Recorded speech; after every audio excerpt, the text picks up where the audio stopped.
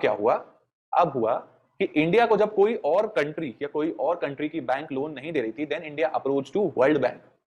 World Bank, जिसको हम IBRD भी बोलते हैं, International Bank for Reconstruction and Development, IBRD, जिसको वर्ल्ड बैंक, आप वर्ल्ड बैंक भी लिख सकते हो, IBRD भी लिख लेना, याद करना इंपॉर्टेंट है, 1 मार्क में आता है। IBRD के पास गई and IMF, international monetary fund, इन दोनों ने मिलकर इंडिया को कंडीशनल लोन दिया। Word is very important, which is conditional loan. और कंडीशंस, अच्छा कितना लोन दिया? $7 बिलियन का। कब दिया? 1991 में। क्या कंडीशन रखी उन्होंने? 2 कंडीशंस रखी। एक थी आपकी शॉर्ट टर्म कंडीशन, पहले समझ लो फिर प्रॉपर वर्ड्स में जाएंगे। एक थी आपकी शॉर्ट टर्म कंडीशन, एक थी आपकी long term condition. Short term condition उन्होंने क्या रखी? देखो सर, आपकी सबसे पहली दिक्कत क्या है कि आपके पास फॉरेन करेंसी नहीं है। क्यों? क्योंकि आपका बैलेंस ऑफ पेमेंट अच्छा नहीं है। Now what is balance of payment? ये चैप्टर आप पढ़ोगे मैक्रो इकोनॉमिक्स में, सेकंड लास्ट चैप्टर है, बहुत डिटेल में पढ़ेंगे हम, क्या लास्ट चैप्टर है, तब हम और अच्छे से पढ़ेंगे। अभी से एक इंट्रोडक्शन कर लो उसका। बैलेंस ऑफ पेमेंट मतलब आप इसको समझो, मेरे पड़ोसी के साथ कुछ ट्रांजैक्शन चल रहा है, कभी मैं शक्कर लेने चला गया, कभी वो शक्कर देने आ गया, कभी मैंने सब्जी उसको दे दी, कभी उसने मुझे सब्जी ले ली, वेजिटेबल्स के समथिंग समथिंग समथिंग। साल के एंड में, ईयर एंड में हमने बैलेंस किया कि किसके पास कितना ज्यादा हुआ। तो क्या होगा? नहीं, मेरे पास 20 रुपीज का ज्यादा गुड्स है आपका दिया हुआ, या आपके पास है। So this is what we are just making balance between the 2 countries. So this is called balance of payment. बहुत डिटेल में हम आगे पढ़ेंगे। ओके, तो अगर हम वर्ल्ड से ले ज्यादा रहे हैं एज अ लोन और दे कम रहे हैं, इसका मतलब क्या होगा? हमारी लायबिलिटी ज्यादा होगी, बैलेंस ऑफ पेमेंट में हम नेगेटिव में जा रहे हैं, बैलेंस हमारा रेसिपिएंट का ज्यादा है, पेमेंट का कम है। So in this way balance of payment को उन्होंने बोला सबसे पहले आपने बैलेंस ऑफ पेमेंट के ऊपर वर्कआउट करो। जब आपका बैलेंस ऑफ पेमेंट सुधरेगा तो ऑटोमेटिकली फॉरेन करेंसी आपकी बैलेंस होनी स्टार्ट हो जाएगी। आप फॉरेन करेंसी में पेमेंट्स कम करो, ऐसे एक्शन ज्यादा करो कि रिसीट्स ज्यादा हो फॉरेन करेंसी की। शॉर्ट टर्म एक्शन, तो शॉर्ट टर्म कंडीशन क्या थी? Correct your balance of payment first. Second, correct your inflation.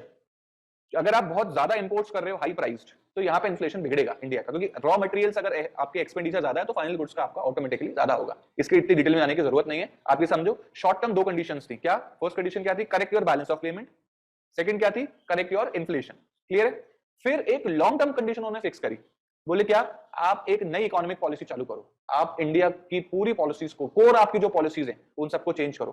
तो उसमें उन्होंने ये सजेस्ट किया कि इकोनॉमी के रूल्स एंड रेगुलेशंस को लूजन अप करो। So liberalization, privatization and globalization as a long term solution measure, ये as a condition उन्होंने अप्लाई किया। किन्होंने? IBRD एंड आपके IMF, world bank and IMF ने कंडीशनल लोन दिया था। कितने रुपीस का? $7 बिलियन का। ठीक है, क्या कंडीशंस थी सर? एक शॉर्ट टर्म थी, एक लॉन्ग टर्म थी। शॉर्ट टर्म में क्या था? बैलेंस ऑफ पेमेंट करेक्ट करो, फॉरेन करेंसी को मैनेज करना है तो, एंड अगर इंडिया के इंटरनल मैटर्स को मैनेज करना है तो आप इन्फ्लेशन को मैनेज करिए। ये उन्होंने कंडीशन लगाई। जो लॉन्ग टर्म थी वो क्या थी? कि आप न्यू इकोनॉमिक पॉलिसीज को फॉलो करो, लिबरल कर लो अपनी पॉलिसीज को, प्राइवेटाइजेशन को इंक्रीज करो और ऐसी एक्टिविटी करो कि इंडिया का रेस्ट ऑफ द वर्ल्ड से इंटरेक्शन बढ़े, तभी तो फॉरेन करेंसी आएगी। तो लिबरल आप ग्लोबलाइजेशन के ऊपर वर्क करो। क्लियर है? तो ये जो आपके शॉर्ट टर्म मेजर्स थे, शॉर्ट टर्म एग्जाम में मत लिखना, वो समझाने के लिए, उसको हम बोलते हैं स्टेबलाइजेशन मेजर्स। स्टेबलाइज करते हैं ना, चीजों को बैलेंस करते हैं, स्टेबलाइजेशन मेजर्स। और जो आपके न्यू इकोनॉमिक पॉलिसी थी उसको हम बोलते हैं स्ट्रक्चरल चेंजेस। स्लाइड्स ओपन कर देता हूं आपके लिए, और इजी हो जाएगा।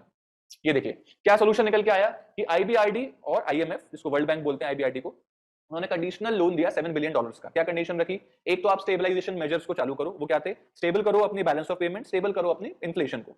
नेक्स्ट, स्ट्रक्चरल रिफॉर्म्स को आप पुट अप करो, liberalisation, privatisation and globalisation. Clear है? देख लो वापस से।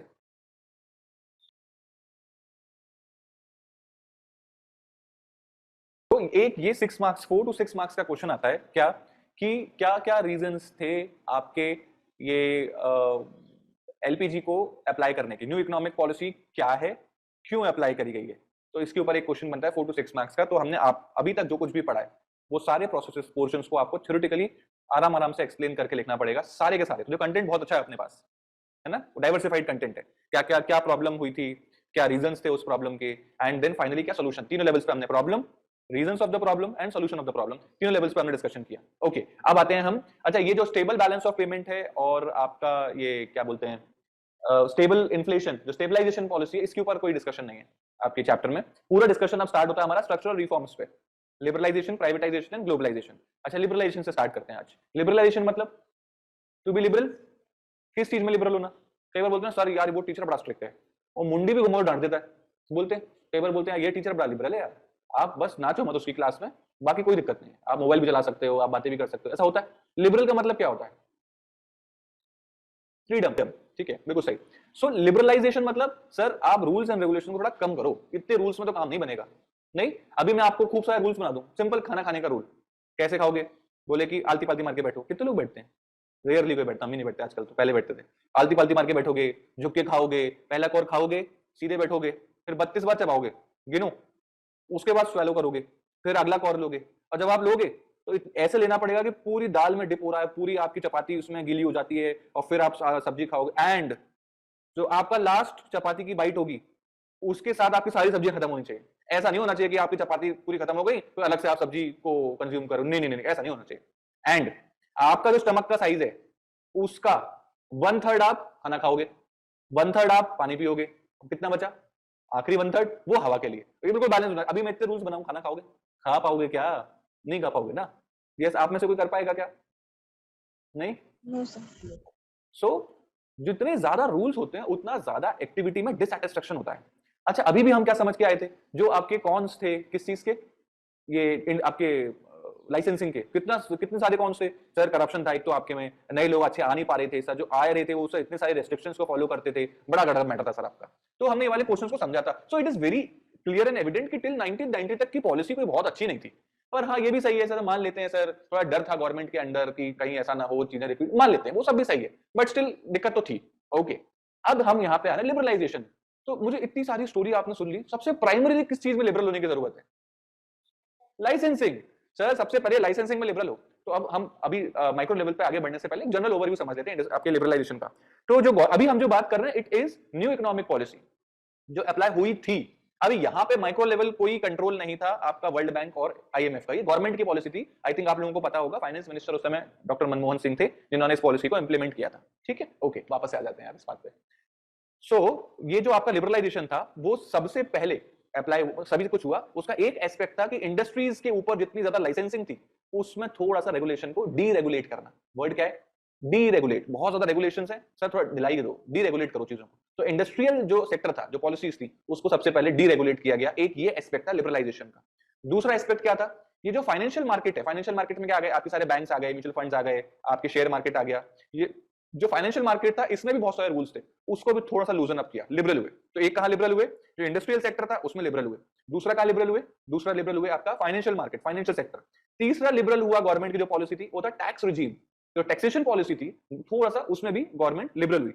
फोर्थ लिबरलाइजेशन हुआ हमारा फॉरेन एक्सचेंज के ऊपर, जो ये थोड़ा सा टेक्निकल है, इसमें सबसे आखिरी में उठाता हूं, टेक्निकल पोर्शन है। फॉरेन एक्सचेंज पे थोड़ा सा लिबरल हुआ। एंड एक और जो फाइनली लिबरलाइजेशन हुआ अपना, वो हुआ आपका ट्रेड पॉलिसीज पर, ये जो एक्सपोर्ट एंड इंपोर्ट का जो ट्रेड होता है उसके ऊपर। तो 5 लेवल्स पर आपका लिबरलाइजेशन हुआ है। सबसे लंबा टाइम लिबरलाइजेशन ही लेता है, बाकी सब तो इजी है। ओके, सबसे पहले कहां पे हुआ, इंडस्ट्री, वो लाइसेंसिंग वाला पोर्शन है, मोस्टली हम उसी को टच करेंगे उसमें। ओके, दूसरा कहां पे हुआ, फाइनेंशियल मार्केट्स। ठीक है, तीसरा कहां पे हुआ, टैक्स रिजीम। चौथा कहां पे हुआ, foreign exchange market, foreign exchange market. पांचवा कहां पे हुआ, ट्रेड पॉलिसीज में लिबरलाइजेशन हुआ। क्लियर है, क्या क्या हुआ एक एक करके स्टार्ट करेंगे। आज हम सबसे पहले स्टार्ट करेंगे आपका डीरेगुलेशन ऑफ इंडस्ट्रियल सेक्टर। ठीक है, फिर से सेम एस्पेक्ट रखूंगा, बुक में बहुत ज्यादा मेसी वे में दिया हुआ है, आपके एनसीईआरटी में भी और वीक्यूरी में भी, हम उसको बहुत सॉर्टेड वे में पढ़ेंगे। ठीक है, क्या वे है हमारा, प्रॉब्लम, सॉल्यूशन, एक्सेप्शन, बस 3 चीजों में। ठीक, अब आते हैं कि आपका जो इंडस्ट्रियल सेक्टर था इसकी क्या प्रॉब्लम्स थी। सबसे बड़ी प्रॉब्लम क्या समझी हमने, लाइसेंसिंग। सर सबसे बड़ी प्रॉब्लम थी वो थी इंडस्ट्रियल लाइसेंसिंग। दूसरी क्या थी सर, कुछ गुड्स ऐसे थे जो कि सिर्फ स्मॉल स्केल इंडस्ट्री वाले बना सकते थे। ये तो गलत है सर, अभी अगर मैं उसको और अच्छे से बना सकता हूं तो आप मुझे अलाउ क्यों नहीं करते हो बनाने के लिए, आपको मुझे अलाउ करना चाहिए। तो ये आपका दूसरा पॉइंट था जो कि एक प्रॉब्लम थी उस समय की। एक और सबसे बड़ी प्रॉब्लम क्या थी कि वो आपका schedule A and B, 2 problems in fact schedule से निकलती है। आईपीआर 1956 से 2 प्रॉब्लम्स निकलती है, एक तो लाइसेंसिंग शेड्यूल सी, दूसरी problem schedule A and B. Sir सब कुछ तो आपने स्टेट को दे रखा है, ये तो गड़बड़ है। लिबरल हो ना आप, इस पॉलिसी में भी लिबरल हो। क्लियर है, सो कहां लिबरल होने की, this is a problem right now we are discussing problem. Problem number 1 sir licensing, problem number 2 sir ये जो आपकी शेड्यूल ए और बी की इंडस्ट्रीज थी जो पब्लिक गवर्नमेंट के पास थी सर, वो एक प्रॉब्लम थी। तीसरी प्रॉब्लम क्या थी, देयर वर सम गुड्स जो कि स्मॉल स्केल इंडस्ट्रीज के लिए रिजर्व करके रखे गए थे सर, वो भी एक प्रॉब्लम थी क्योंकि बाकी लोग उसको नहीं पिक कर पा रहे थे। ठीक है, एक लास्ट प्रॉब्लम है जो कि थोड़ी रिमोट प्रॉब्लम थी but still it was a problem, in some goods prices government fix करती थी। इसको मैं आपको याद दिलाता हूं, 11th क्लास में आपने प्राइस सीलिंग और प्राइस फ्लोर पढ़ा था, याद है। स्कूल में चैप्टर से कट करा दिया था, नहीं। प्राइस सीलिंग क्या थी? इससे ज्यादा प्राइस मैं आपसे अलाउट नहीं कर सकते। प्राइस फ्लोर क्या थी? ये मिनिमम प्राइस थी, इतनी तो आपको देनी ही पड़ेगी एग्रीकल्चरल पर्सन को, फार्मर्स को। तो ये एक एग्जांपल है, ऑल्दो ऐसा नहीं था, बहुत सारे ऐसे गुड्स थे जहां पे गवर्नमेंट ने डायरेक्टली कंट्रोल बना के रखा था, प्राइस फिक्स कर रखी थी, ठीक। तो as the problems are there, तो सॉल्यूशंस क्या आने चाहिए? फर्स्ट प्रॉब्लम क्या थी आपकी, बताओ, आप लोग बताओ। लाइसेंसिंग। सॉल्यूशन क्या होना चाहिए बताओ? उसका लाइसेंस मतलब हटा दो सर, ये इतनी टफ कॉम्प्लेक्स लाइसेंसिंग है, इन्हें हटा दो सर। सबसे, अरे सर जितने से हटा सकते हो पहले उतने से तो हटाओ, ऑलमोस्ट सबसे हटा दो, ठीक है सर, उन्होंने ऑलमोस्ट सबसे हटा दिया। तो सबसे पहली चीज जो D regulation of industrial sector में क्या हुई कि सर जो लाइसेंसिंग थी वो लाइसेंसिंग हटा दी, ठीक। सॉल्यूशन समझ में आया? प्रॉब्लम समझना जरूरी है, तो सॉल्यूशन इजी है, ओके। दूसरी प्रॉब्लम क्या थी कि सर ये आपने सब कुछ पब्लिक सेक्टर गवर्नमेंट ने अपने पास कर रखा था, आपका शेड्यूल ए और बी, तो फिर क्या हुआ? और लूजन अप किया गवर्नमेंट ने अपनी पॉलिसी में, और लिबरल हुए, बोले आप इन सेक्टर्स में भी प्राइवेट कंपनीज इन्वेस्ट कर सकती हैं। सिंपल है। तो दो प्रॉब्लम्स निकल के आई थी आईपीआर 1956 से, तो दो सॉल्यूशन क्या निकल के आया? लाइसेंसिंग हटाओ सर, फर्स्ट सॉल्यूशन। दूसरा, शेड्यूल ए और बी में जो आपकी कंपनीज थी उसको प्राइवेट के लिए ओपन अप करो, सिंपल है। तीसरा प्रॉब्लम क्या थी? सर वो स्मॉल स्केल इंडस्ट्रीज के लिए आपने रिजर्व कर रखे थे, हटाओ ने, डी रिजर्व, कोई रिजर्वेशन नहीं है यहाँ पर गुड्स में, जिसको जो बनाना है वो बनाओ, बट हाँ small scale industry backward area के बेनिफिट्स स्टिल आर देयर, वो तीनों चारों बेनिफिट्स है वो अवेलेबल थे, ओके। एंड फाइनली एक और प्रॉब्लम क्या थी? सर गवर्नमेंट प्राइस फिक्स कर रही है, ये क्या बात हुई सर? अगर हमें ज्यादा दाम मिल रहा है तो हम देंगे, कम मिल रहा है तो भी हम लेंगे। So again this the solution is very simple, कोई गवर्नमेंट ने किसी भी चीज को फिक्स अपने हाथ में नहीं रखा, याद रहेंगे सारी चीजें। चार प्रॉब्लम्स थी, अगर प्रॉब्लम याद है तो जस्ट अपोजिट सॉल्यूशन है। First problem IPR 1956, second problem IPR 1956, third problem small scale industry, fourth problem market price fix by government. जो अभी हमने रिवाइज किया था जस्ट सेम उससे सारे पोर्शंस पिक करके आ गए, है ना। अब ये प्रॉब्लम्स आईपीआर 1956 की पहली प्रॉब्लम लाइसेंसिंग, सॉल्यूशन क्या है? हटा दिया लाइसेंसिंग। आईपीआर 1956 की सेकंड प्रॉब्लम, सर शेड्यूल ए और बी रिजर्व थे, हटा दो, प्राइवेट सेक्टर आ सकता है। Third, sir small scale industries जो थी उसके पास आपके कुछ गुड्स थे जो रिजर्व थे, डी रिजर्व कर दो। फोर्थ, सर जो मार्केट प्राइस थी गवर्नमेंट फिक्स कर रही है, प्रॉब्लम थी, अब नहीं करेगी फिक्स, क्लियर है। This is a liberalisation policy, इसका जो आपकी हेडिंग थी deregulation of industrial sector, clear है यहाँ पे प्रॉब्लम और सॉल्यूशन। लेकिन यहाँ पर सर्टेन एक्सेप्शंस है, लाइसेंसिंग हटा दी गई थी लेकिन कुछ कुछ जगहों से नहीं हटाई थी। कहां से नहीं हटाई थी? सर ये जो आपके स्मोकिंग हजार्डियस वाले जो होते हैं, एल्कोहल होता है आपका, एंड इलेक्ट्रॉनिक्स थे, एक्सप्लोजिव्स थे, केमिकल एक्सप्लोजिव्स थे, डिफेंस था, आपके ड्रग्स एंड फार्मास्यूटिकल्स था, यहाँ सब लाइसेंसिंग थी। क्यों? क्योंकि यहाँ से चीजों को गलत तरीके से यूज करने के चांसेस बनते हैं, तो इसीलिए वहां पर गवर्नमेंट ने लाइसेंसिंग रखी थी। हमसे पूछ के आप बनाओगे और क्वांटिटी भी हम बताएंगे, ठीक है, तो वो लाइसेंसिंग थी। नेक्स्ट, अभी हमने क्या देखा था कि आईपीआर 1956 में जो शेड्यूल ए और बी था वो क्या सब कर दिए थे? नहीं, सब नहीं करे थे, कुछ गवर्नमेंट ने स्टिल अपने पास में रखी थी पब्लिक सेक्टर के नाम से। अब जैसे कि डिफेंस तो जस्ट अभी जाके थोड़ी सी प्राइवेटाइज करी है, तो डिफेंस आज तक, उससे पहले तक नहीं थी। आपकी एटॉमिक एनर्जी, रेलवे, ये सब जो पोर्शंस थे वो आपका गवर्नमेंट ने अपने हाथ में रखा था। एक्सेप्शंस भी सिंपल है, क्या एक्सेप्शंस है? वही सिंपल, एक तो आईपीआर 1956 आपका लाइसेंसिंग में कुछ की लाइसेंसिंग एक्सेप्शन, फिर शेड्यूल ए और बी सबको हटा दिया था, नहीं सर, कुछ को गवर्नमेंट ने अपने पास रखा, और लॉजिकल है, एटॉमिक हुआ, रेलवेज हुआ, डिफेंस हुआ, तो गवर्नमेंट अपने हाथ में रखेगी ना, क्लियर है पोर्शन सबको, पक्का, ओके। सो अब हमें क्या करना है, मैं आपको इसका वो देता हूं, लिखना है आपको बस। ब्लर हो रहा है क्या? अभी नहीं हो रहा होगा, देखो कोई चीज समझ में ना आए तो पूछना।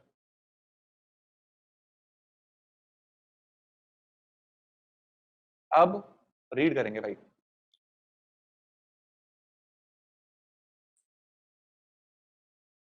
ये देखो कल जहां तक हमने रीड किया था उसके आगे देखना है। India approach the international Bank for reconstruction, है ना, आईबीआरडी वाला,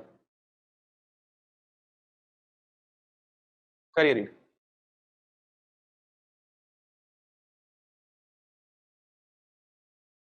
ये सिर्फ डीरेगुलेशन वाला पोर्शन पढ़ना है, ये फाइनेंशियल सेक्टर रिफॉर्म्स के पहले तक, थोड़ा सा ही है, ज्यादा नहीं है।